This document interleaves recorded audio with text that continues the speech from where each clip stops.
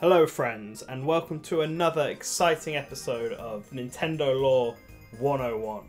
Now, lore is a really important part of any medium, and it's not just about knowing the story of the individual game, TV show or movie that excites us anymore. It's all about knowing the finer details, everything that happens, the big picture.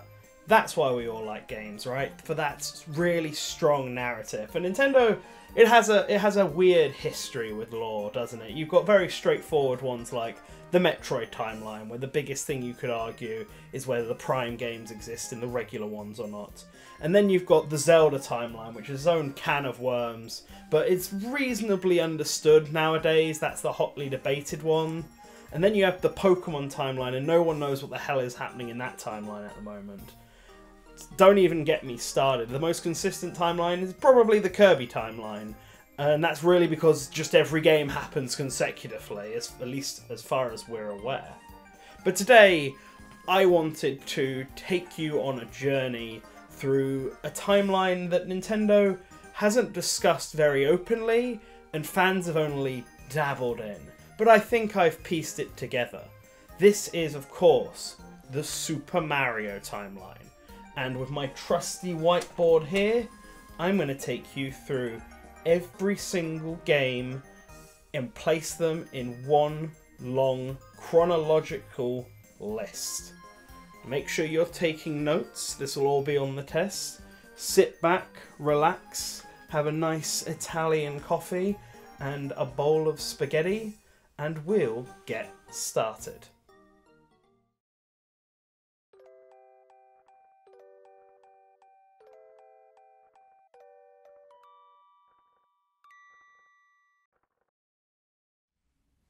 Now, we're going to start this timeline where all good timelines start. Before the protagonist is born, right at the start, pre-start this. Back when Mario was just an idea. So, there is a bunch of kingdoms, right? We know the Mushroom Kingdom, we got Bowser's Kingdom, and there's a handful of others that nobody really cares about. And the Mushroom Kingdom just had beautiful baby girl, baby Peach is born. The Bowser Kingdom, Koopa Kingdom, whatever you want to call it, that has had its baby for about 4 years now. It's not really a baby anymore, but everyone still calls him Baby Bowser because he's a massive whinge bag. And then there's also a baby Donkey Kong somewhere around. And the King and Queen of Mario Land, they are jealous. And they also want a child of their own. And luckily for them, in the Mushroom Kingdom, or just in this general world, when Mummy and Daddy love each other very much, they put 100 coins in a letter and they send it off to the stork, and then the stork brings them a baby. Like, that's how it works. That's science. And luckily for them, Mr. and Mrs. Mario had a buy one, get one free voucher, which meant they could have 2 babies. So we've got baby Peach. You know, I'm not going to write baby every single time. Baby Donkey Kong, baby Bowser, and now on the way we got baby Mario and baby Luigi. So the stork goes off to go and get the babies, and while it's doing that, Kamek, who is raising baby Bowser, sees in his crystal ball that these new babies being born are going to be a massive pain in the backside for his master. So he rushes off to go and get them, but he is not aware that there was a buy one get one free deal. And so he only grabs one of the 2 babies, that being baby Luigi. Baby Mario falls from the sky, and thankfully, because his species only sometimes suffers from fall damage, and because he's a soft, malleable baby who hasn't fully formed, he's fine. He's fine when he fell from the sky and landed on Yoshi's island. And he landed on the back of a green Yoshi. And this Yoshi, very confused, takes baby Mario to all the other Yoshis that they have, and they decide that they're going to go deliver baby Mario to his parent, and on the way happen to pick up baby Luigi and beat the crap out of baby Bowser and all of his minions. And that brings us to the first game in the timeline, which is Yoshi's Island, the best Mario game. Now, the best Mario game is immediately followed by the worst Mario game, and that is Yoshi's New Island. There's a plane passing overhead at the worst possible time. Alright, Yoshi's New Island. The plot of this is that the stork is dumb, dropped the babies off on the wrong house, realises its mistake, attempts to take it again, gets captured again. All the same nonsense as the first Yoshi's Island, but worse in every single way, which is why it's the worst game ever made. But, notably, it's not just Baby Bowser this time, but future Bowser, who has come back in time to help his baby form defeat Baby Mario and change the future. But he's thwarted by the fact that future Mario also travels back in time at this point and stops it all from happening. And then at the end of this game, future Mario returns back to, I guess, his present, and the babies finally get dropped off at Mario Land with the King and Queen of Mario Land. However, future Bowser remains in the past. They think they've sent him back to the future, but he didn't. And he tries again. This time they're not just going to go for Baby Mario and Baby Luigi. They're going to go for all the babies. They're going to get every single baby, which also includes Baby Wario, who is also now here at this point. And this takes us to Yoshi's Island DS, a much better game, where this time all the babies get to do something. So Yoshi's Island DS ends with future Bowser finally being sent back to his present day, and all the babies are gone and dropped off back at their families, except for Baby Wario, who is just seemingly abandoned. The stork carries him off, and then he ends up on a raft with a bunch of treasure, and Baby Bowser's on there. The two of them have a fight, and we never see Baby Wario get taken back to his family. As far as we know, he is now an orphan and homeless out on the open sea. At least Baby Bowser has Kamek. I don't know what Bowser Sr.'s doing at this point. Probably some kind of mushroom politics. Turtle politics. Wrong kingdom. So yeah, Baby Wario, he is now homeless. Great. Perfect. So at the end of Yoshi's Island DS, the game reveals that there are 7 star children who will change the future forever. And it reveals that they are, of course, Baby Peach, Baby DK, Baby Bowser, Baby Mario, Baby Luigi, Baby Wario, and also Baby Yoshi. Not the Yoshis that have been in these 3 games. This is a brand new Baby Yoshi, and it's the one that will grow up to be the main green Yoshi that we see in all the other Mario games. Now, we're going to circle back to this guy in a sec, but before we do that, there's one more baby game to talk about, and that is Mario and Luigi 2, Partners in Time. Because in this game, time travel is involved. The future Mario Bros go back in time to the past, team up with their baby selves. Baby Bowser's there, regular Bowser's there. They fight a bunch of evil aliens. This happens here at this point in the timeline. However, do bear in note that the future Mario and Bowser are not the same future Mario and Bowser as these two, because these two come from much further on in the timeline. Consider them future Mario, future Bowser, present Mario, present Bowser. I hope you wrote all that down. So, Mario and Luigi 2 ends with them going back to the present using EGAD's time machine, stopping the Shroob invasion, and of course all the babies remain back in the past. However, there is still one time portal left open at this point, actually from Bowser previously travelling back in time. Not from this one, they close all of EGAD's ones up, but Bowser actually has his own time machine, I believe called the Timulator. I will make sure of that and put it in subs if I've got it wrong. The time portal is from Bowser, not from EGAD. This is very different and is very crucial for where this takes place in the timeline, because otherwise it doesn't make sense when the babies show up in the future. Okay, these are the baby years. Just some off-game thing. Baby Wario, he ended up floating along on a raft in the middle of the ocean, and he washes up at Mario Land, where he's adopted by the witch who lives in the Pumpkin Zone, and she raises him. She is Baby Wario's adoptive mother. She's too old to be his canonical mother. It might be the same mother he rings up, or who rings him in Mario Power Tennis. Unsure, because we never hear that side of things. But we know that Wario was raised by someone who could do magic because he uses magic in his first actual video game appearance that they released. So he's raised by the witch on Pumpkin Zone. We also knew he grows up alongside Mario. We'll get to that. So yeah, this is Chapter 1, the baby years. Now before we jump into Chapter 2, it's time we talk about Yoshi. So we're going to double back slightly now to Yoshi and talk about the Yoshi series, because this is when it begins. It begins with the baby Yoshi from before, who was born at the end of Yoshi's Island DS. However, before the events of Mario and Luigi 2 happen, the baby Yoshi takes part in Yoshi's story, because in this game, Kamek takes the happy tree and all the other Yoshis become clinically depressed, except for the baby Yoshis that are just born, which includes our popular green Yoshi, the Star Child, and it's only because those babies are freshly born and don't have a reliance on the super happy tree to be happy that they can get up, walk over, and kick Kamek and get rid of him entirely. Well, not entirely, because he's obviously still around. But it's that baby Yoshi and all of his brothers, the different coloured Yoshis, brothers and sisters. I'm guessing Yoshis are genderless, I think, because they just breed by eating other animals and then laying eggs that then hatch into Yoshis, as far as we know. So Yoshi's Story is the first game in this timeline because it stars that baby Yoshi straight out of the eggshell.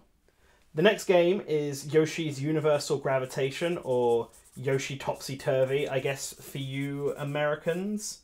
And this is actually set when that baby Yoshi has now grown up into an adult, but prior to him meeting Mario on Dinosaur Island, so before the events of Super Mario World.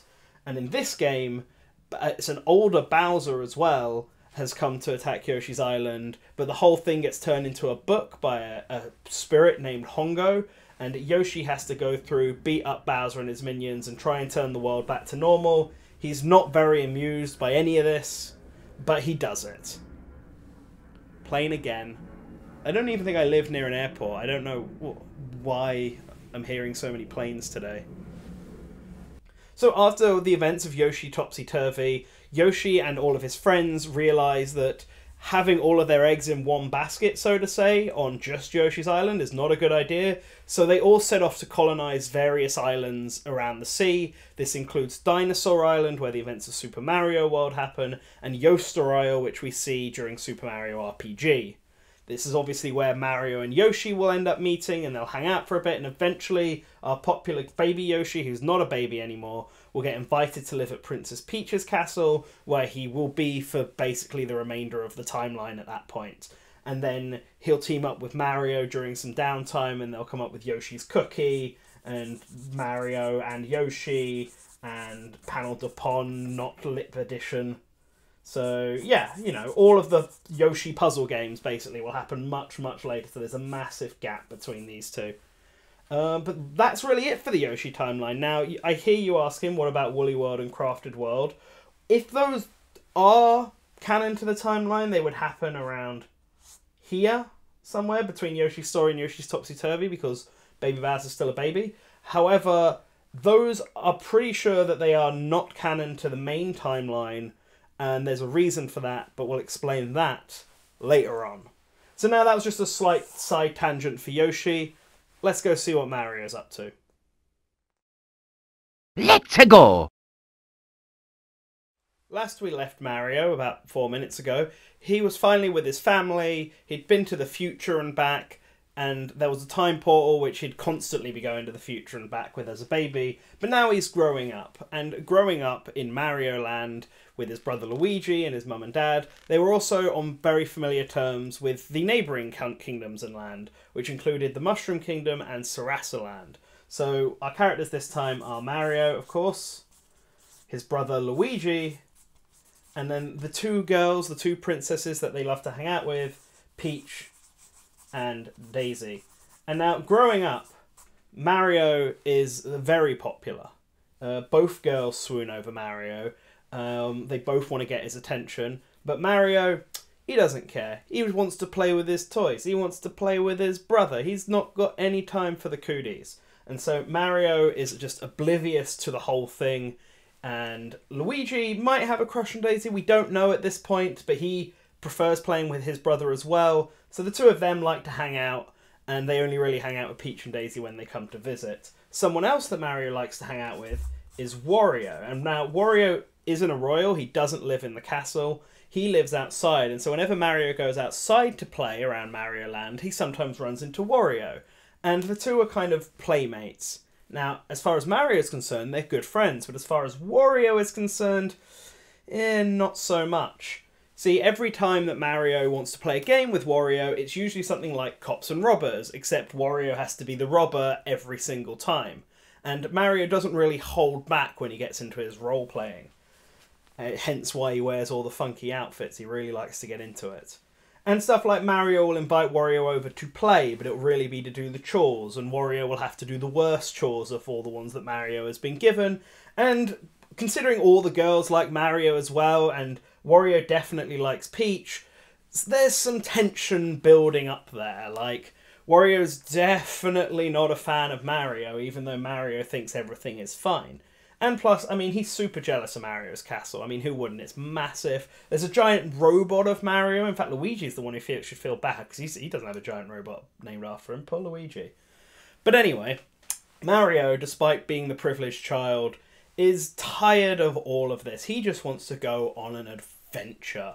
He wants to get out there and he wants to see the world. And so young Mario, probably 20, 18, something around that, in his young adult days, dreams of going on an adventure. And at that time, an alien named Tatanga comes down. I don't know if you can see that. That might be better. And he falls in love with Daisy. Of course, someone has to, I suppose. I mean, we haven't really mentioned Daisy yet because she's not a star child, which just means she's less important than every other character on this board.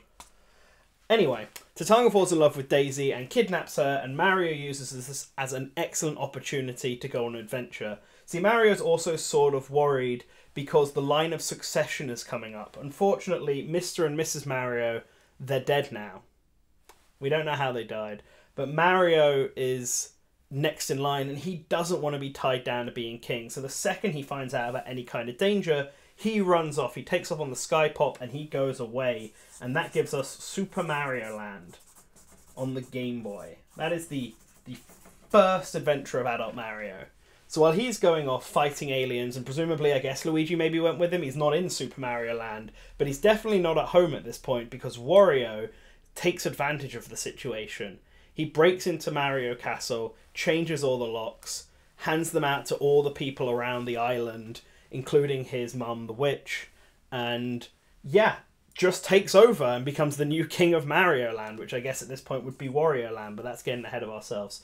So when Mario returns, having saved Daisy, he finds he's locked out of the house, and he's not happy about that. So he goes around the island and starts beating everyone up in order to get the treasure. However, in order to keep Mario away, I should say, Wario gives one of the keys to Tatanga, who's super annoyed at Mario for just beating him up and preventing him from getting Daisy, so agrees to work as one of Wario's minions, and he takes a key up into space where he thinks Mario won't be able to get him. But by teaming up with the hippo, he can get into space, because the hippo gives him a bubble and allows him to float up into the star zone. And thanks to all of this, Mario breaks back into his own home, beats up Wario, kicks him out. And of course, what I have been describing, because I just realised I didn't put it on the board, Super Mario Land 2. The better one of these two. And yeah, that is the story about how Wario was very briefly in power before being kicked out, but don't worry, things are on the up and up for Wario. As for Mario and Luigi, well, they're still got the succession thing going on, but Mario has got a taste of that adventure, and he's not about to let it go. So he decides that he's going to abdicate the throne to Luigi. So now Luigi is the king of Mario Land, which I guess would now make it Luigi Land. Although his last name is still Mario, so I guess it'd be Luigi Mario's Land. I guess that's why it's called Mario Land. So anyway, Luigi is now in charge. He doesn't really want to be in charge, but he's also a bit more responsible than Mario is, so he sort of accepts it. And Mario runs off to go take part in lots of very fun activities. It's going to be very interesting when we return to Mario. But we're going to take another side tour and focus on this guy, Wario. Yeah, baby! It's Wario time, baby! We're going to look at Wario now and cover what he does during this little period, because the Wario series begins as soon as Super Mario Land 2 ends, with the first game in the series, Wario Land. Obviously. So, after the events of Super Mario Land 2, Wario is now walking around the beaches of Mario Land looking very sad and depressed, and off in the distance he spies a pirate ship with a golden statue of Princess Peach on it, and he realises that rather than trying to steal a castle, he could steal that gold, make a bunch of money, and just buy his own castle. And it's pirates. Who cares about stealing from pirates? So he gets on a little rubber dinghy, boat, whatever he gets on, travels over to Teapot Island, where he faces off against Captain Syrup. And those are our first two characters for this one, Wario and Captain Syrup. Captain Syrup is the leader of a pirate gang who has stolen this from the Mushroom Kingdom while all of the distractions in Super Mario Land are going on. But Wario beats her up and her genie and tries to steal the treasure back. However, Mario, who also heard of this all being stolen, flies the sky pop over, grabs the golden statue and leaves with it. So Wario, he doesn't get the statue. However, for him, he got enough other pirate treasure from this adventure that he could actually build his own castle. And so that's what he does. He goes and he finds a nice spot near the peaceful woods and he just builds a massive castle. And that takes us to the events of Wario Land 2, which happen pretty much immediately after. Wario has gone from stealing castles to having his own. He's just chilling, he's just vibing, he's got his pet bird, and then Captain Syrup sneaks a bunch of her little minions into the castle to flood it and steal everything back. Which they do. And so Wario runs over, goes to her castle, because everyone has a castle now, beats her up again, and takes his money back. And then he's just vibing again. Now he's just chilling. And he's chilling so much that he doesn't realise that one of the pieces of treasure he stole is actually a cursed black crystal, diamond, gem, jewel, I think it's called. I think it's called Black Jewel. And it's evil. And this is Wario World. It takes over. Wario is sent to another dimension, fights his way back, beats up the jewel, and now he's in charge of his own castle again. So there's a bit of like, it's not immediately sure how much of time difference there is, and this is obviously happening alongside the main timeline where Mario's on a journey. But for now, at least prior to the events of Super Mario World, which is a big game changer for this series, Wario is just kind of flying around in his own airplane that he's now purchased, called the Bulldog, and just dealing in other adventures. He decides to go on holiday to the Amazon for a bit.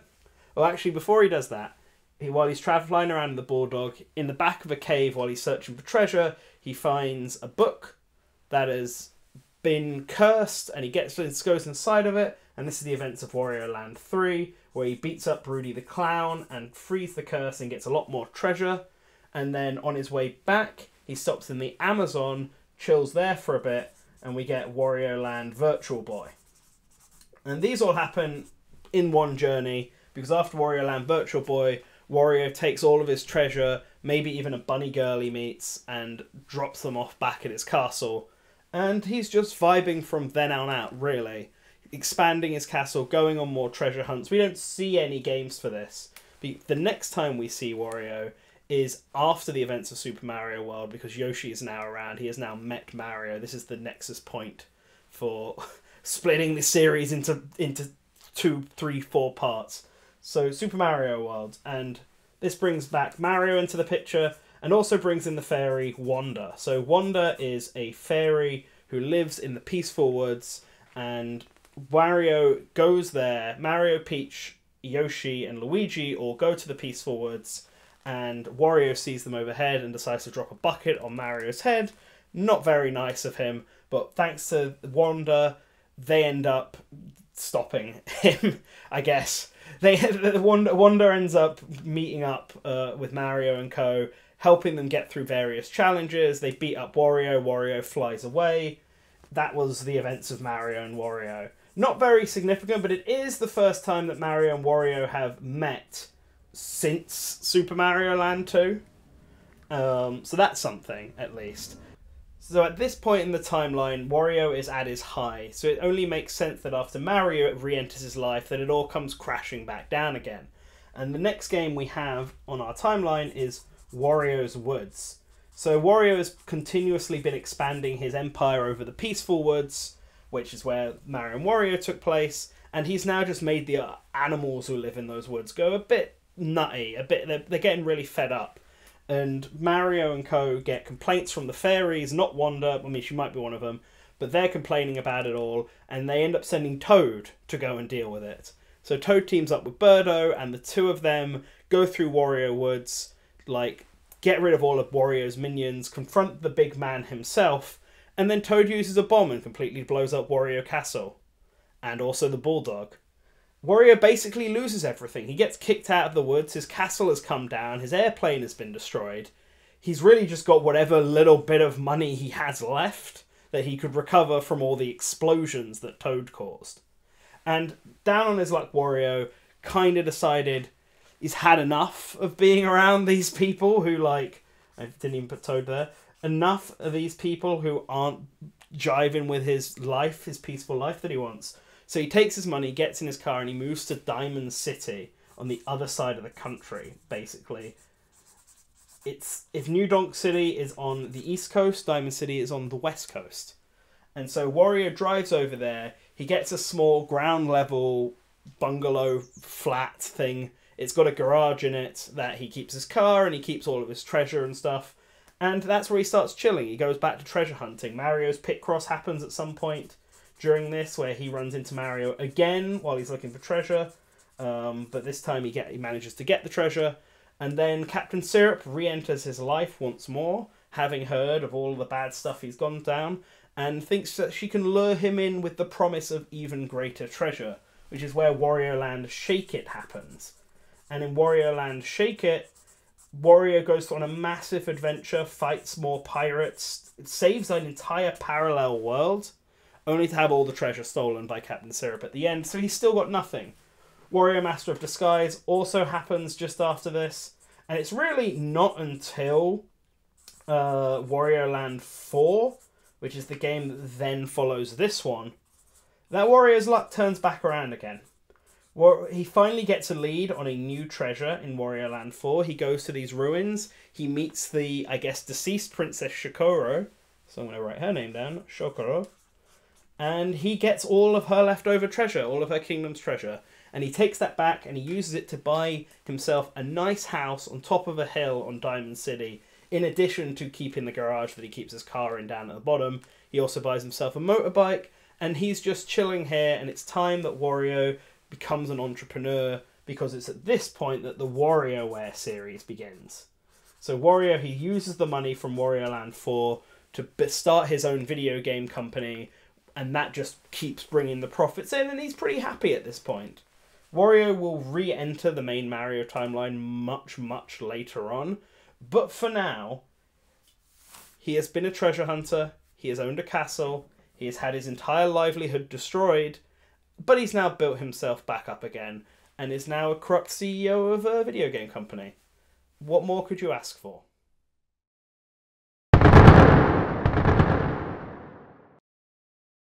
Yes, it's that time. Before we go back to Mario, let's go back to Baby Donkey Kong. Now, Baby Donkey Kong is the third Donkey Kong in this Donkey Kong line, with Donkey Kong Sr., Donkey Kong Jr., and I guess Donkey Kong Jr. Jr. They're all there. They're all having a blast on Donkey Kong Island. But while Mario and co were growing up, at some point when this happened, the Crimean War breaks out.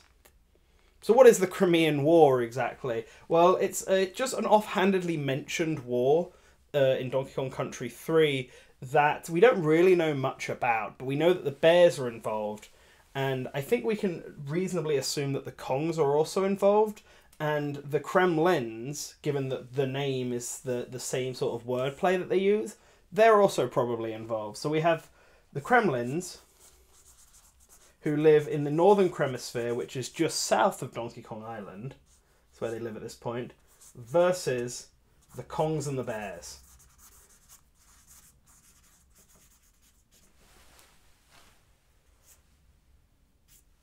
There we go. So this is a war that is taking place presumably for land and resources, and it's taking place across the high seas between these two. And from the Kong side, it is my belief that Donkey Kong Sr. and his son Donkey Kong Jr. take part. And they are fighting in the war alongside various other Kongs. Not baby Donkey Kong, of course, he's too young. He's probably being raised by Wrinkly Kong at the moment back on DK Island. But unfortunately for Donkey Kong Sr.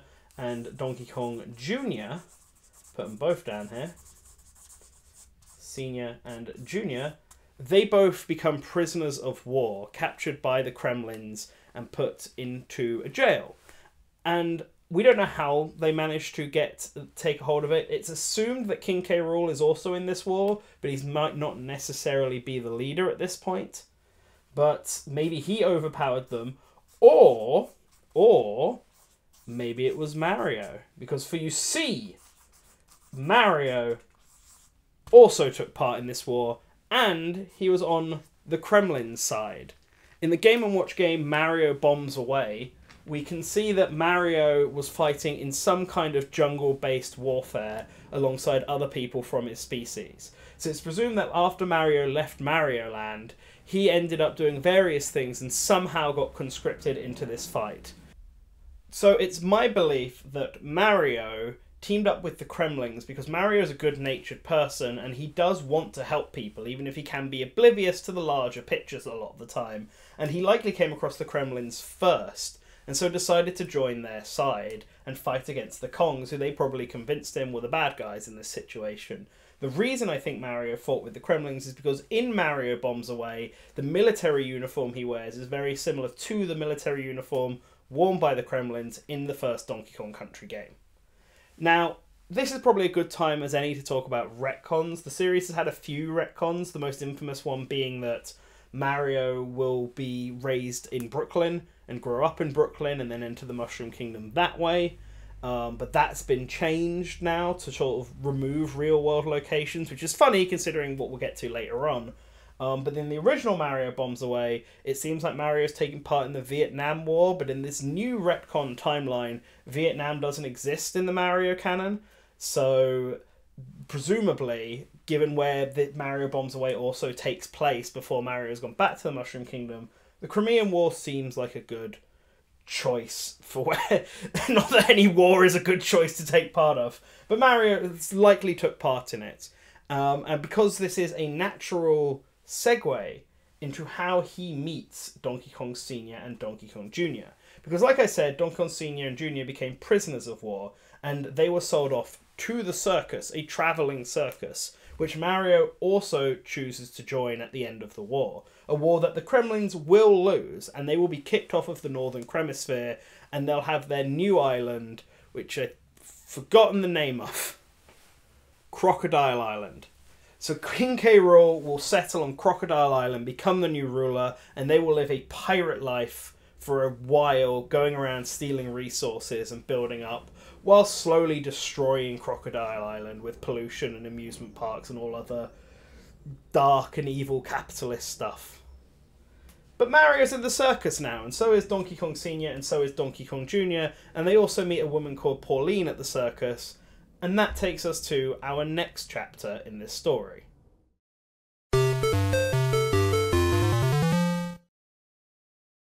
No mid-chapter this time, we're jumping straight to Donkey Kong, the classic series, the original series, the one that Nintendo released and debuted both Donkey Kong and Mario in. And in this series of games, Mario and Donkey Kong are actually at the circus, and the first game in the timeline we have is simply called Donkey Kong Circus. In this, Mario just sort of laughs at Donkey Kong's juggling act that he is being forced to do against his will. Donkey Kong Sr. specifically at this point. We don't know what Mario's role is in the circus, but we can assume that he is an acrobat, and that's why he's got all of his acrobatic skills. That's why he's a good jumper, that's why he can do all of those funky movements in future Mario games. So he's an acrobat, and Pauline, who also works at the circus, is a singer. And Pauline and Mario meet, and they start having crush on each other, and they decide to start dating. So they are now a couple, yay. Mario also takes part in a hockey match against Donkey Kong as one of the circus acts. That happens in Donkey Kong Hockey. And yep, that's the thing that happens. So the circus they're all a part of, Donkey Kong Circus, travels around until it ends up in New Donk City.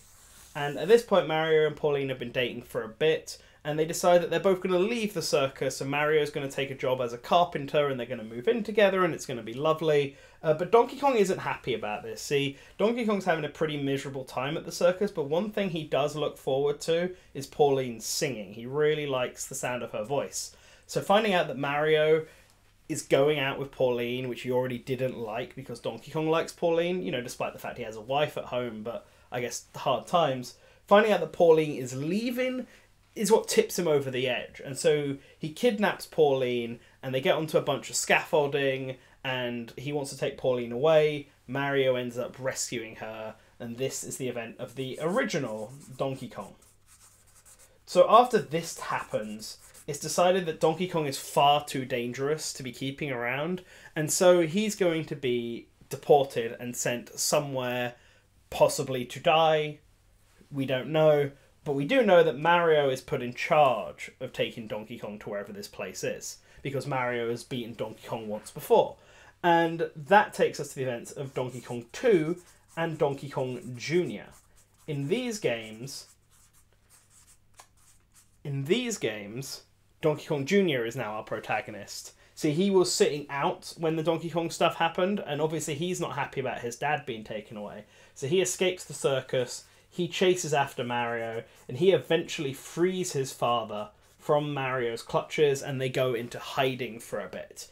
Mario and Pauline probably look for them for a bit, but then decide to give up and actually move to New Donk City. And the timeline sort of splits off now. We've got two focal points.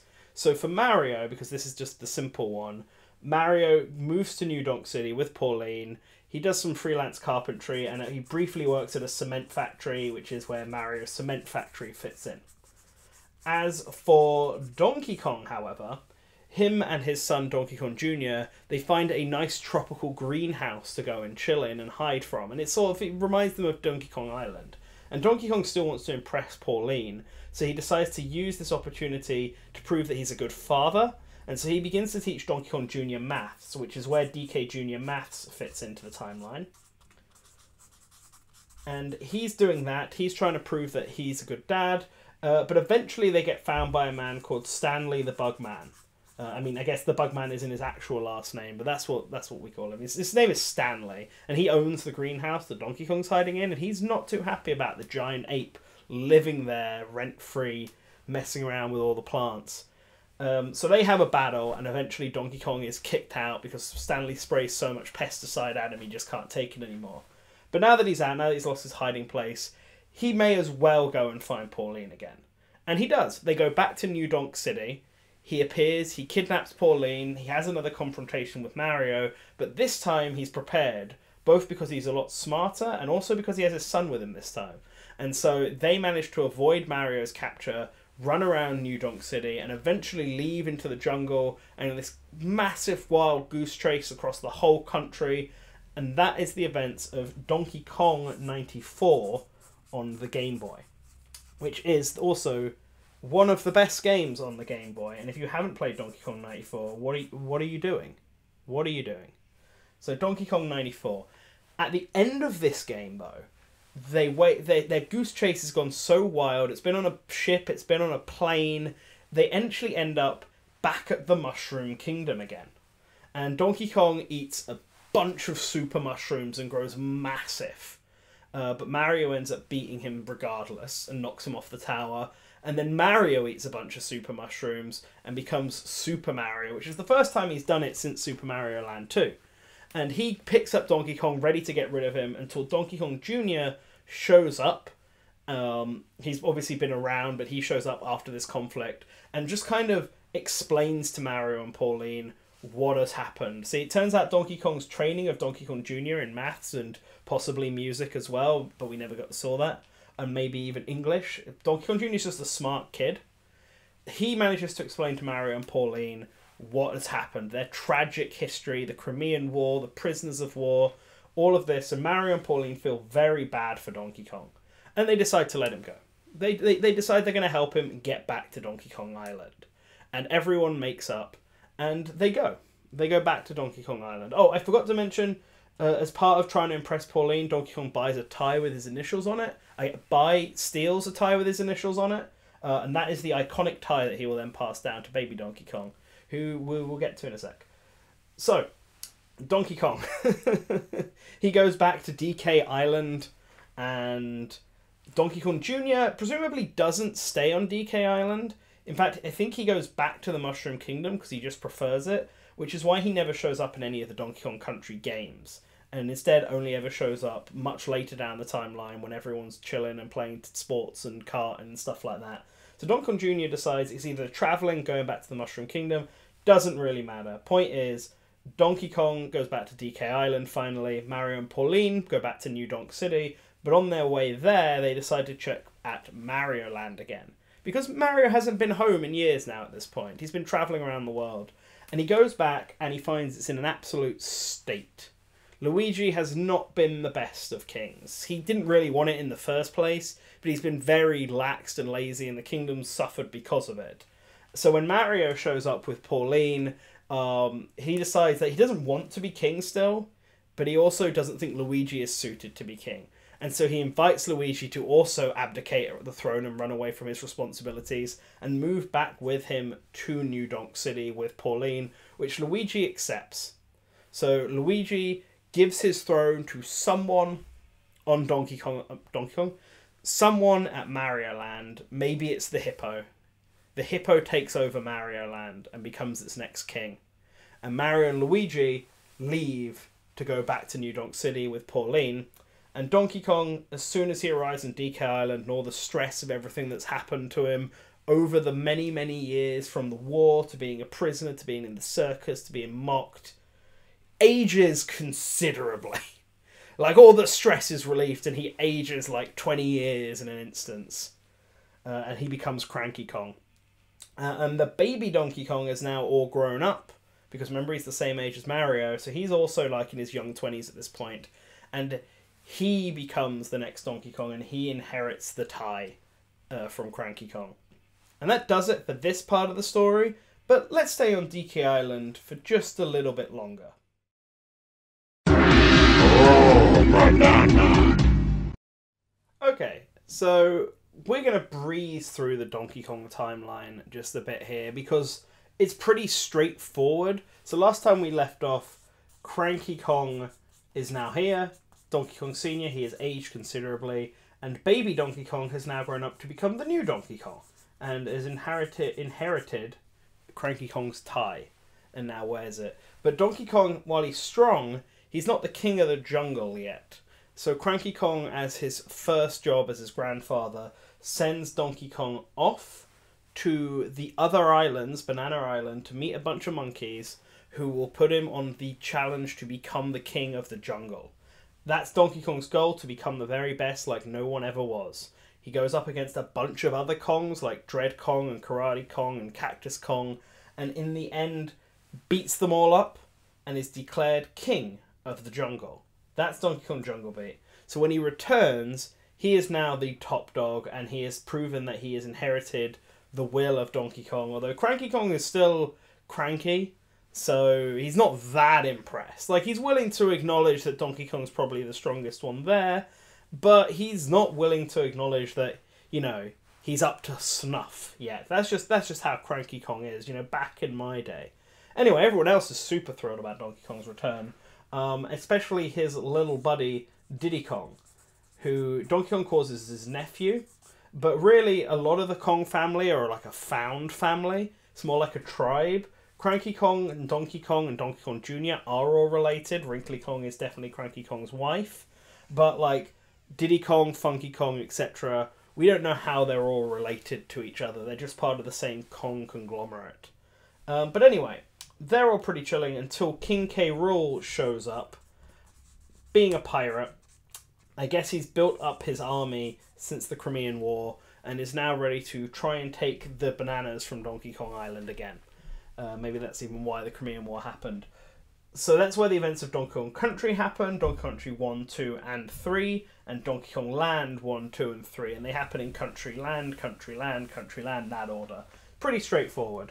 Following that, Donkey Kong 64 happens, where King K. Rool brings his actual mechanical island now to Donkey Kong Island. After the events of Donkey Kong Country 2, they all got kicked off of Crocodile Isle, attempted to move back to the Northern Hemisphere, got kicked out of there, and they're now just living on a metal island in DK64, which then gets destroyed, and so the Kremlins basically disappear for a while because they have no home. That's when Donkey Konga happens, because everyone's super happy about this fact, and everyone's celebrating on bongo drums. But eventually King K. Rool will return in King of the Swing. He now has more robots on his side, and he comes back with a vengeance. Still fails. Jungle Climber happens. Now there are alien bananas, which shouldn't be a surprise because there are banana birds in Donkey Kong Country 3. They're just banana people in this world. And then Diddy Kong Racing DS happens. Now the original Diddy Kong Racing is one of those unfortunate retcons because Banjo and Conker can no longer exist in this world. They have been erased. Goodbye. And in their place we've got Dixie Kong and Tiny Kong, who has grown up considerably since DK64. Dixie Kong has not, unfortunately for her. So Diddy Kong Racing DS happens, and then Diddy Kong brings the concept of racing back to Donkey Kong Island, where Donkey Kong Barrel Blast happens. Crunch, I think that's his name, does the same thing, but for the Kremlins, and so they have a big race-off in Donkey Kong Barrel Blast, and then the Kremlins get utterly humiliated and they go away again. That's when the events of Donkey Kong Returns and Donkey Kong Tropical Freeze happen, and any future Donkey Kong game, which I'm sure will definitely happen, fingers crossed, come on Nintendo, that will probably take place in here. Because some considerable amount of time passes. Like, quite a lot. This is all taking place during the main Mario timeline, but away. We get Mario versus Donkey Kong, which is the first time that Mario has met another Kong. This time, technically the first time he's met baby Donkey Kong since the beginning. And this is DK's first time to meet Mario since the beginning. Not Cranky Kong. Mario doesn't meet Cranky Kong again, at least as far as we're aware. And that's where that happens. Mario vs DK much later. But yeah, that's the Donkey Kong timeline. That was a very quick and easy one. But we can't leave Mario waiting. So let's jump back to him.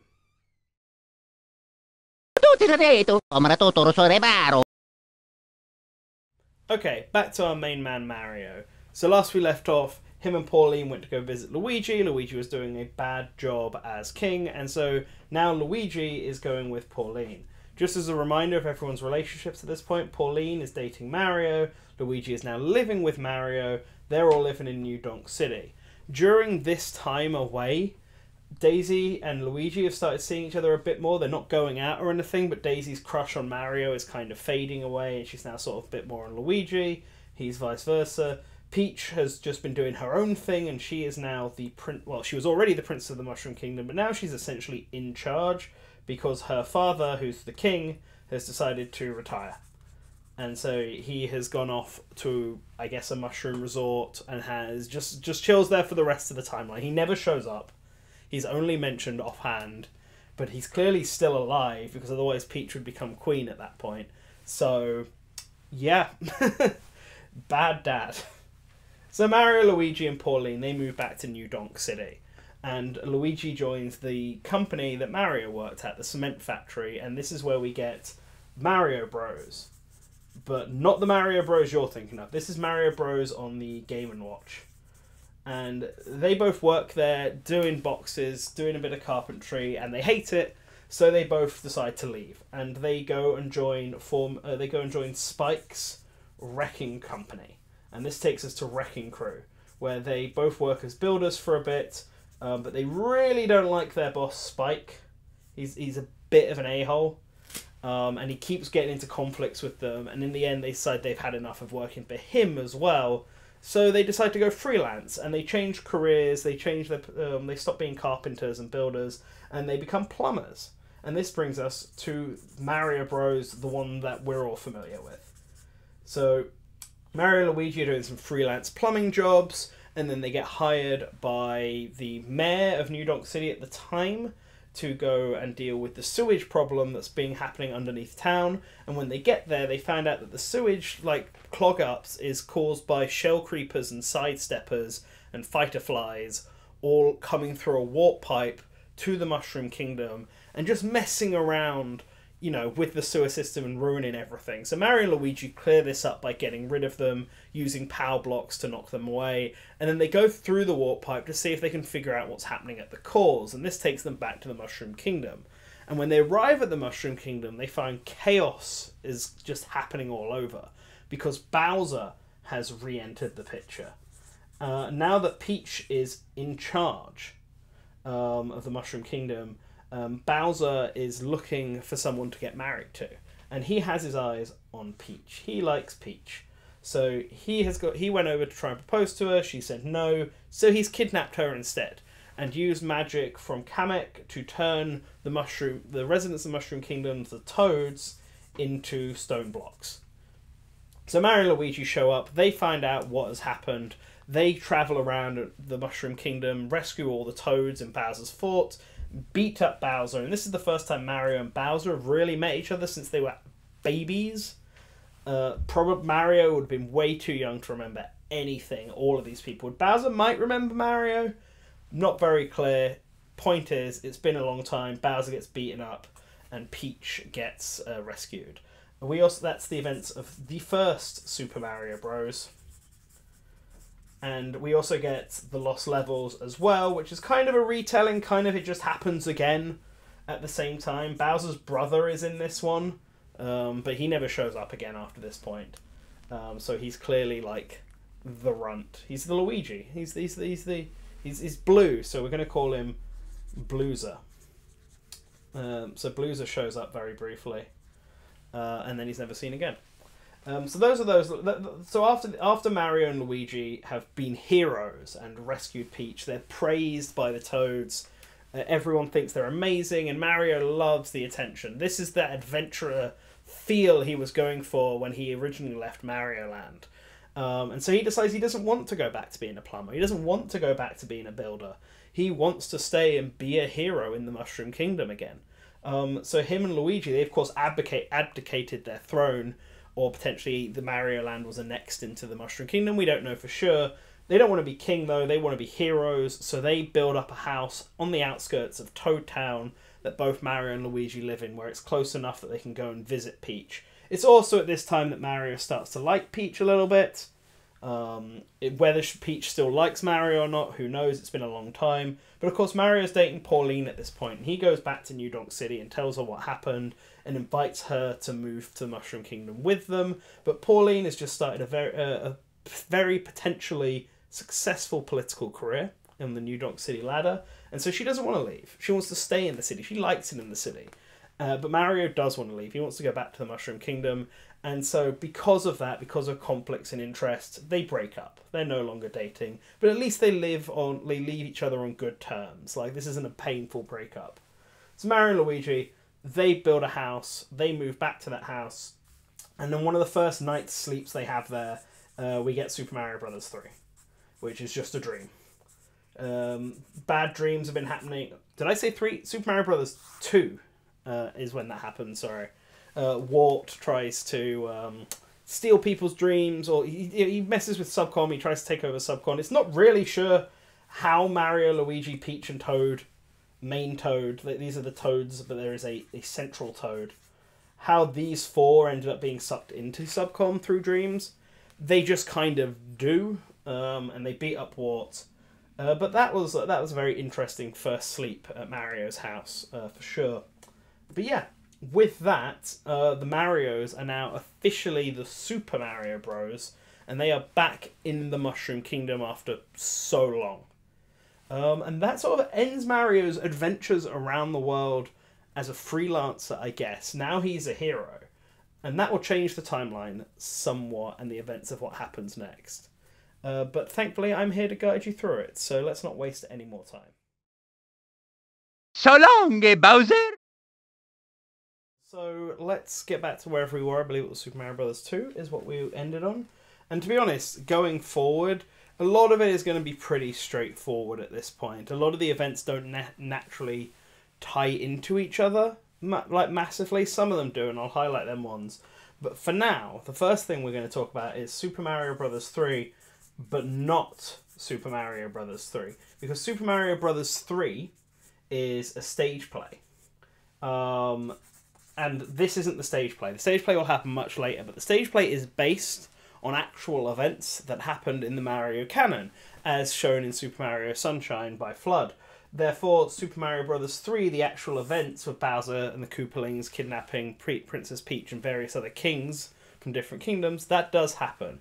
But the actual game, Super Mario Bros. 3, is a stage show, happens much later. But that's what we start with now in the Super Mario era. And our main characters are Mario, Luigi, Peach, Bowser, and Toad, for now, anyway.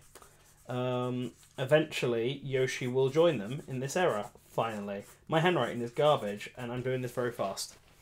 So, Super Mario Bros. 3, that's the first one, but not Super Mario Bros. 3 because it's not the game, it's just the events the games are based on. After this happened, they feel like they need a break, so Peach, Mario and Luigi travel to Dinosaur Island to take a break, and as we established earlier, the Yoshis have colonised Dinosaur Island. Bowser also crashed his airship into Dinosaur Island and has begun to capture all of the Yoshi eggs that they had moved over there because they're using Dinosaur Island as like a Yoshi nursery, I guess. And it's here that Green Yoshi, the popular one, the Star Child, meets up with Mario again. Actually, not again, for the first time, technically, because Mario met Green Yoshi's dad, parent, someone from the generation before. This is the first time Mario and Yoshi are meeting. And they will team up for Super Mario World in order to take down Bowser again. And the Koopalings again. And so that's what happens this time. But the Koopalings and Bowser aren't out for good, because they just build up their forces and go for another attack. And that leads us to Yoshi's Safari, which is when Mario and Yoshi team up and take out the Koopalings and Bowser once more and save a completely separate kingdom, nothing to do with Peach. And it's after the events of this game that Yoshi will then go back and start living with the Mario Bros. And live at Peach's castle. So, from this point on, we have Mario and Wario from the Mario side. Remember, it was established earlier before. Mario's Picross as well happens during this time. And Wario's Woods from Toad's side. These all happen around this period. Actually, I think Mario Picross happens after Wario's Woods, because it's after Wario's whole castle was blown up. But yeah, so that's a little the Wario interlude. Super Mario RPG also happens. In fact, Super Mario RPG might actually happen. Yes, it does. I have made a mistake. Super Mario RPG actually happens here before Yoshi's Safari, because Yoshi is on Yoster Island at this point. He hasn't moved back to the Mushroom Kingdom yet. He moved from Dinosaur Island to Yoster Island. That's when Yoshi's Safari happens. Then it's Mario and Wario, then it's Wario's Woods, then it's Mario's Picross, then it's Wrecking Crew 98, which is when Bowser attempts to rebuild and he hires Foreman Spike, and Foreman Spike re-enters the picture, but the buildings they build are blocking out the sunlight, so Mario knocks them down. That's the last time we will see Spike for a while at this point. And this is all like the early game stuff. This is when we now get to the big one, the one that you all know. Super Mario 64. I'm going to run out of space on this board for this section. Super Mario 64. This is where Yoshi is now living at Peach's castle. Bowser attempts to take over the castle and succeeds, but Mario steps in, beats him up. So long, gay Bowser, he's gone. And that's what happens after that. Bowser has vanished. Some people think he is dead. Mario hears a rumour about him potentially being around, so he goes to check it out. Gets captured in a painting, and that's when Luigi's Mansion happens. Luigi then follows Mario and ends up rescuing his brother, finally getting the recognition he deserves as a hero. After the events of Luigi's Mansion, him and Egad stay behind and they rebuild the mansion using the money they found. Mario doesn't stay to help for this though. He goes back explains to Peach what happens. They decide that they're going to take another vacation because the last vacation they went on didn't turn out very well. And this one's not going to turn out very well either. Because this, I'm just going to put it here now, Super Mario Sunshine. That's when this happens. We meet Flood, Bowser Jr., who must have been born at some point during when Mario was growing up. Yep, he would have been born then. Don't know who his mother is, other than, I guess, Miyamoto, but in lore, we don't know who his mother is. So, Bowser Jr., he's been raised by Kamek this whole time, which is why Kamek hasn't been around for any of these. But now he's old enough that he can get involved in the Bowser business. So he shows up now in Super Mario Sunshine. They go on holiday together as well. And that's when, Bowser Jr. and Mario meet up. So after this, we get a few random games happening. Pretty much the entirety of the Mario and Luigi series happens after this. This includes the first instance of them going back in time for the baby section of Mario and Luigi Partners in Time. Bowser's Inside Story happens. Dream Team also happens. The only one that doesn't happen is Paper Jam, because that happens much further down the timeline. We also get a few random games like Mario Pinball and Super Princess Peach. Those all happen in this period of time as well. Just different attempts of Bowser trying to capture Peach, and it just not working out very well for him. What this is all really building up for is the big game changer for the series. And it's so important, I'm going to put it up the top here. Super Mario Galaxy. Galaxy is a big part of the Mario timeline. It's when Rosalina is introduced. I can't spell. Rosalina is introduced. Bowser takes it up a notch, and he tries to take Peach into space and form their own galaxy by creating a massive star. That's going to be at its centre, but everything goes horribly wrong. The star supernovas, causes a massive black hole that threatens to completely destroy the universe.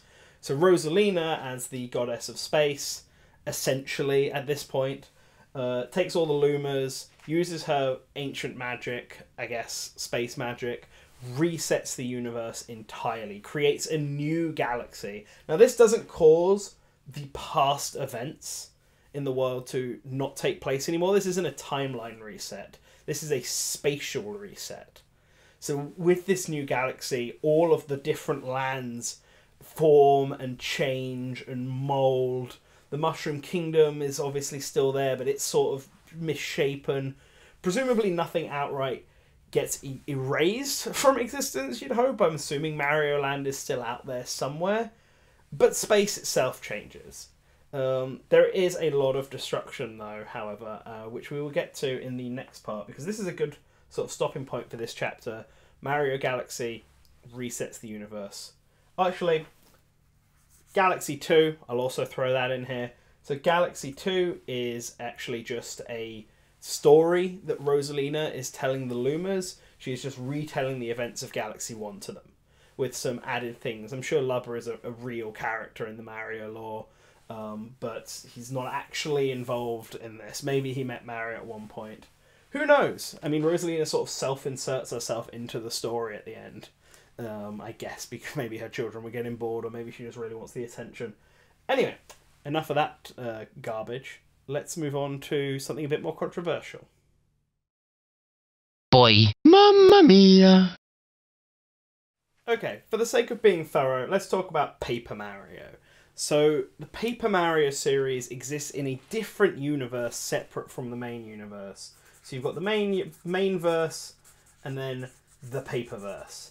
And the Paperverse takes place inside of a book within the Mario universe, in the main universe. The book is currently in Princess Peach's library.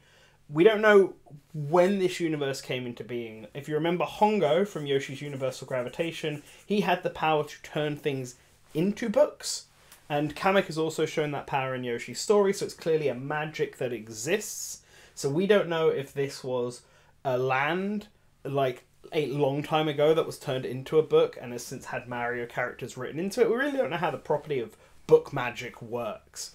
But what we do know is that there is a universe inside of a book in Peach's castle, and it has paper versions of all the characters in it. So the actual events of Paper Mario are pretty straightforward.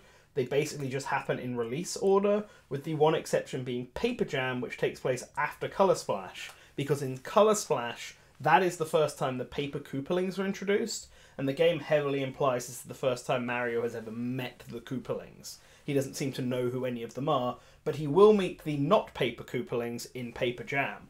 So that takes place afterwards. And Paper Jam is obviously in both timelines, because it's when the Paper Mario character and the Paper Bowser character go to the real world and then come back again. It's also this concept of a timeline that puts Yoshi's crafted world and Woolly world into a weird perspective, where they could potentially be parallel universes of yarn, yarnverse, because if the Paperverse exists, that kind of implies that different universes where things are slightly altered also exist. But yeah, there's not much going on in the Paperverse. It hasn't crossed back over ever again. It doesn't have its own version of Paper Rosalina or Paper Daisy or Paper Wario or Paper Waluigi that we're aware of.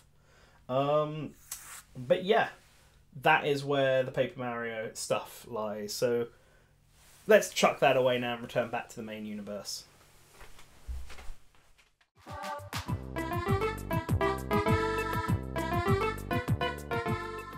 Okay, and now we're in the new Super Universe. After Rosalina reset the galaxy back in Super Mario Galaxy, everything is sort of in tatters. So the first game we get is Mario Maker, where Mario and the Toads are all sort of trying to rebuild the Mushroom Kingdom after the entire galaxy reset.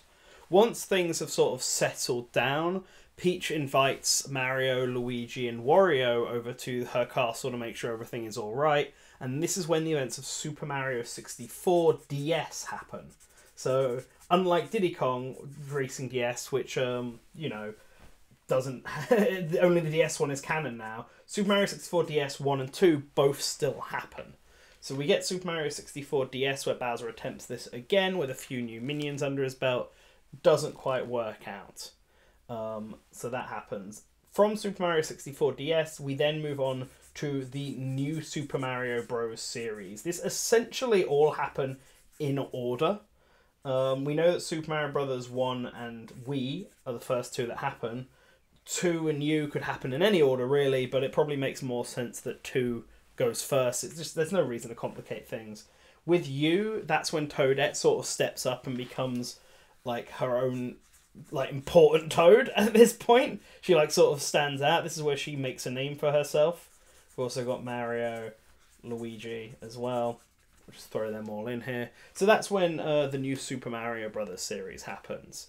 We also get the Puzzle and Dragon Mario crossover happens during this point, where Bowser... It's just new Super Mario Bros. Again, really, but Bowser's using a few more different minions. That's why it kind of fits in here. But Puzzle and Dragon does bring up an interesting point, because when Rosalina reset the universe, it wasn't perfect.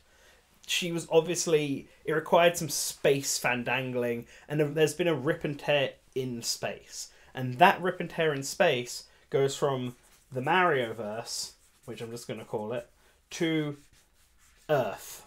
Just our Earth, really. And this is where the events of Mario is Missing take place.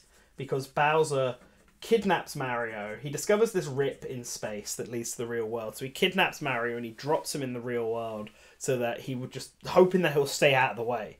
But Luigi and Yoshi end up teaming up and go and rescue Mario and bring him back. Now, they don't know how to close this rip and tear in space, so they just keep a close eye on it, and it'll eventually come in, it'll eventually come into play much later on down the line. But for now, just know that there is a crack in space and time that you can see, Paris and stuff through. So that's Mario is Missing. After the Mario is Missing catastrophe happens, we get Mario vs. Donkey Kong, where Mario takes a break, makes a few toys of himself, he's become popular, where Mario re-meets up with Donkey Kong. This is just the first Mario vs. Donkey Kong, though. The other Mario vs. Donkey Kong games will happen much later on. But for now, the first one happens, because this is where Donkey Kong gets brought back into the picture. We also get Paper Jam. This is where Paper Jam takes place in the Mario-verse. And at the end of Paper Jam, Princess Peach's castle is destroyed by Bowser after Mario beats up his son. Not cool, Mario. So Peach's castle is destroyed and they rebuild it in Mario Maker 2. So that's what happens there. Mario Maker 2, they're rebuilding Peach's castle. Toadette really taking the front line on this one. After the events of that take place, Mario and Luigi sort of go off to do their own thing. Luigi goes on to do Luigi's Mansion 2, Dark Moon. So he goes off to help Egad. King Boo comes back into the picture, now more menacing than ever. Whereas Mario actually goes off to take part in Mario's Time Machine. And this is where we loop back round to the beginning, because while Mario was rebuilding everything in Mario Maker 2, Bowser, who had experienced 2 separate worlds at this point, plus had already been back through time thanks to Professor Egad, builds his own time machine and attempts to use that gap in space to go back in time and steal a bunch of artifacts and all of this from various places. But before he does that, he makes one attempt to go back in time, and this is where the future Bowser and future Mario from the Yoshi's Island games comes into play. After they come back to the present day, after the events of Yoshi's Island DS, Mario confiscates that time machine from Bowser, returns all of the stolen goods back to the Earth realm. Takes them back to Earth. Now, after all of this chaos, things start to get a bit more normalised. We get Super Mario Land takes place here. Super Mario 3D Land, sorry, Super Mario Land has already taken place. Captain Toad, as well, also takes place at around the same time. And get both games lead into Super Mario 3D World, where they enter what could be Subcon, could not be Subcon. It's not really been confirmed. But they go through a crystal pipe. Bowser goes there first, kidnaps a bunch of Sprixies. The gang follow afterwards. This is also then immediately followed by Bowser's Fury, where Mario teams up with Bowser Jr. to save Mario. And this is sort of a sign, you know, their conflict has been going back and forth, but it's kind of been loosening up. Bowser's kind of been looking elsewhere for different like avenues of chaos. But after Bowser's Fury, Mario sort of saved Bowser's life, and so remember that. This then goes on to Luigi's Mansion 3, which is when Luigi and co, they all decide to go on holiday after this chaos that's been happening, but the hotel that Luigi books is haunted. So he sorts that out, he saves Mario, Peach, Toad, etc. And Luigi just starts rebuilding the hotel with Egad. Same thing he did after Luigi's Mansion. He just starts building his own hotel. While he's doing that, because that's a pretty big endeavor, building your own hotel chain, Bowser takes advantage, and the events of Super Mario Odyssey happen. So Bowser attempts to kidnap Peach for a wedding. Mario goes to stop it. This is why Luigi's not in that game until towards the very end, because he's busy with Luigi's Mansion 3. When he comes back from that, he starts his balloon business up. He's got his little bow tie on. He's just there for fun in the post-game for Super Mario Odyssey. But Super Mario Odyssey is the end of the new Super Mario Bros. Era, because at the end of this game, Peach turns down both Bowser and Mario's wedding invitations. They both propose. She says no to both of them. Obviously, she's being a bit sly here with Mario. It's just a sort of a moment thing. But this is the sort of event that bonds two bros together. And so it's after this point that Bowser and Mario sort of realise, what are we doing fighting each other constantly? Mario's already saved Bowser. They've worked together a few times at this point. They know that they're not particularly evil. Like, they just keep butting heads because Bowser keeps doing bad things, but he's not a bad guy. And so a peace treaty is formed between the Mushroom Kingdom and the Koopa Kingdom. And Bowser agrees he's going to stop kidnapping everybody. And everyone's happy. Except for Mario, who's now sort of... He's happy. He wants peace. But no more Bowser, no more adventures. So it's time for a bit of peacetime for this adventurous plumber. I fumbled that, didn't I? Do you want to play as a Yoshi or as a Koopa? Okay, and now we're on to the penultimate section of this timeline, and it's also a day later for me because my camera ran out of battery, so if anything looks slightly off, just pretend it was always like that. So, we're in the peacetime now, where Mario and Bowser have settled their differences and a peace treaty has been signed between the Mushroom Kingdom and the Koopa Kingdom, and that means it's spin-off time. Any game you can imagine where Mario and Bowser were on friendly terms, other than the odd Mario and Luigi RPGs where they have to sort of work together by force. They happen in here. And there's a lot of spin-offs that happen. So we're just going to tackle this in order of where they happen on the timeline. So the first one is the Mario vs. Donkey Kong series. And this doesn't include the very first one, by the way. That has already happened. This is Mario vs. Donkey Kong 2 onwards. Because after Mario gets turned down by Peach, he attempts to go back to Pauline and he invites her to his amusement park because she's the mayor. And then Donkey Kong ends up kidnapping her. It doesn't work out in the end, but it does get Pauline invested in this toy business that Mario has set up.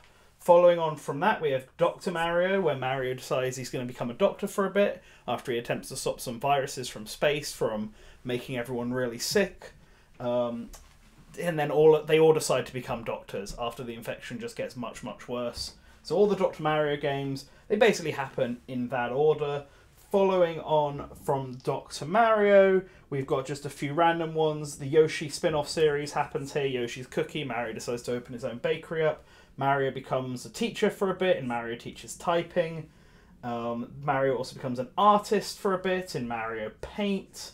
Like, you know, he's just taken up all of the jobs at this point.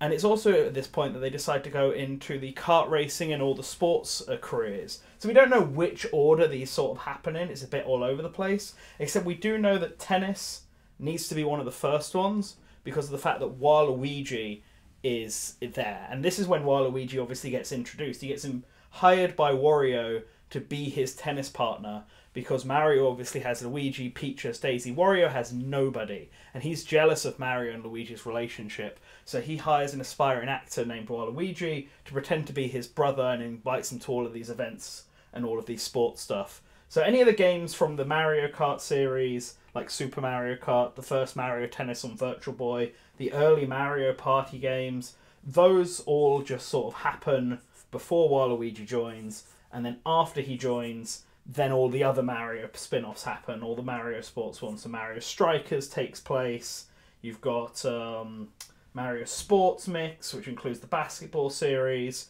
and then you've got like the ones that take place in the other universe, because remember there's that tear in space and time, so they jump through that, and that's how they take place in like the Olympics and stuff, and SSX on tour, and NBA Street Live.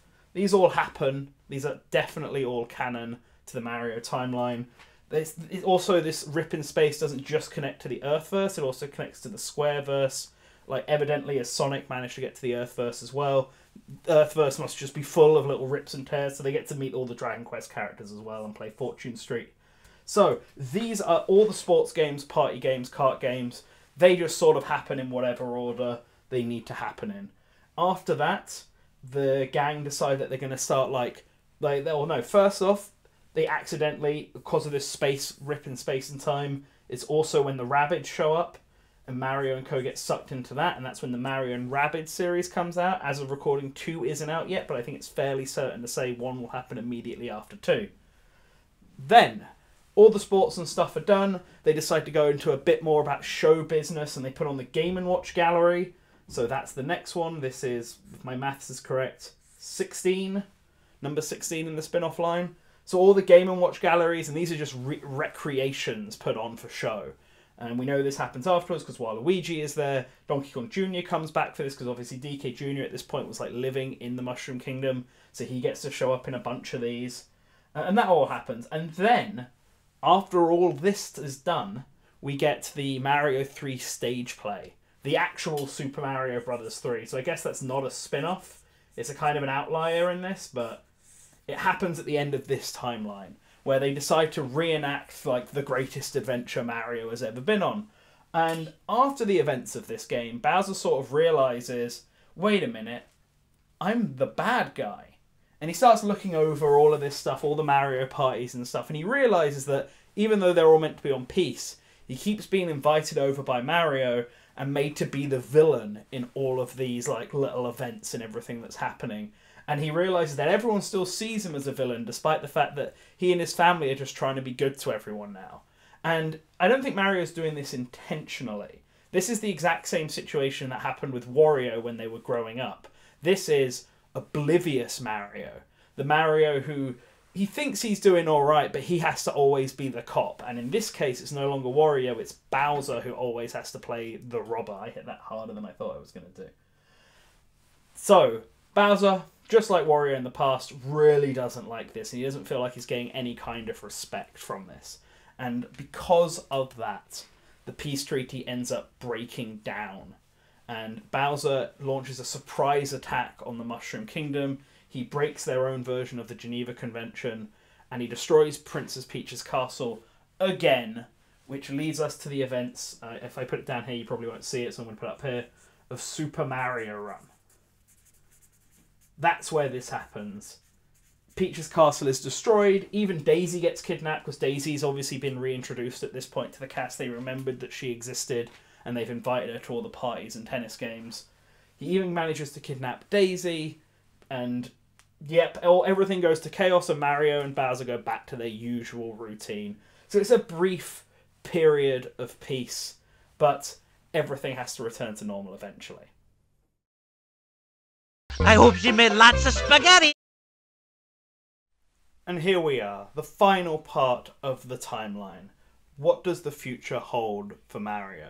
Now there's 2 more games left to cover. Now that the peace treaty is broken down, Bowser is going to go back to his ways. He decides to hire Wario and Waluigi this time, because Waluigi is now part of the group, and try and just cause trouble around the Mushroom Kingdom. This gives us the events of Dance Dance Revolution Mario Mix. Pivotal moment of the timeline. And after that, after they defeat Wario, Waluigi and Bowser in an epic dance-off, there's a bit more peace, not really peacetime, just, the odd battle here and there, just messing around. And eventually Mario and Luigi get tricked by Bowser and invited to his series of hotels where he's going to try and trap them forever. This is the events of Hotel Mario. And that is the final game in the Mario timeline. So, Nintendo, this is a message to you. You don't need to make any Super Mario Historia. We don't need anything like the Hyrule Historia. I think I've done a bang-up job officializing your timeline for you. All I need you to do is to promise me that you're not going to make any more midquels, prequels, anything like that. Just like Metroid and Metroid Dread, we need to know what happens next. We need a follow-up to Hotel Mario. Hotel Mario 2, I want to see it. Luigi has his own hotel chain from Luigi's Mansion 3. It can go up against Bowser's hotel chain, and there can be sort of a big fight for power with Mario in the middle of it. I'm sure there's a bunch of other characters who have hotel chains, because in Mario Kart we keep seeing adverts for like loads of different companies. Like, remember, Wario owns a ninja castle and Mario has his own car company. Like, basically everyone in the cast other than Waluigi at this point has basically just become a massive successful entrepreneur with multiple establishments, businesses, houses, all of this just in peacetime before everything broke down again. Let's see that. Bowser has Neo Bowser City, which I'm sure is shady as all hell. So why don't we go there for a game? Like, let's follow up on all of this. That's what I want to see in the next Mario game. A bunch of big CEOs battling it out for control over who is the biggest 1% of all the 1%. Do it, Nintendo.